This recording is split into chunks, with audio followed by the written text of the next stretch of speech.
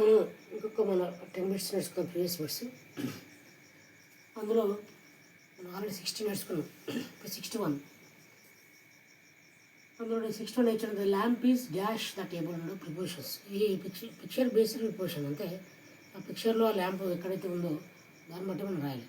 Okay, beside, between, okay, behind, అది కాకుండా మనం as per the picture based ఉంటాం.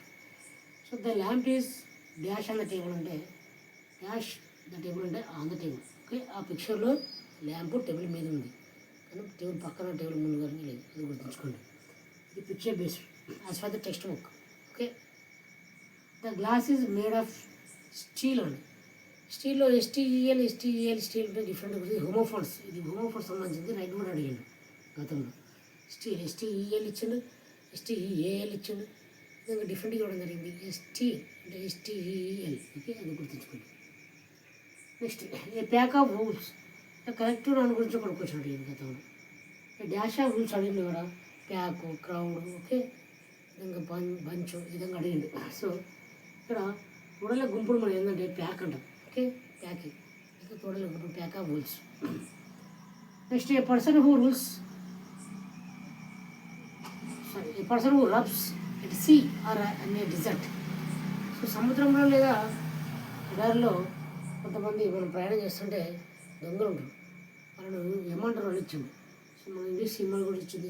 ఓకే, సీ పైరట్స్ అని. పైరట్స్ అంటే సముద్ర దొంగలు లేదా ఎడారి దొంగలను కూడా పైరట్స్ అంటారు. Next the young one of a cow is. Cow అంటే తెలుసు మీకు, ఆవు యొక్క దూడను లేదా దూడను మనం ఇంగ్లీష్లో కాఫ్ అంటాం. Okay, the young one of a cow is cough.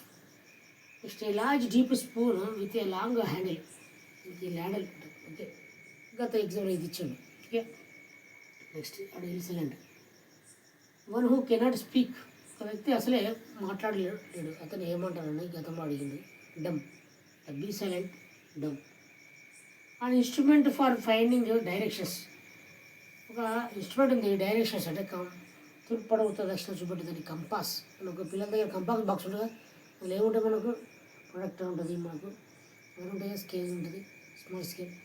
So వాటిని కంపాస్ అంటే దిక్కులను సూచిస్తానికి, తూర్పు పడవుతుంది దక్షిణ చూస్తానికి కంపాస్ అని గుర్తుంచుకోండి. Next A place to keep vehicles. So మనకు సినిమా కూడా ఇచ్చిన Janata garage. Garage actually garage అనాలి.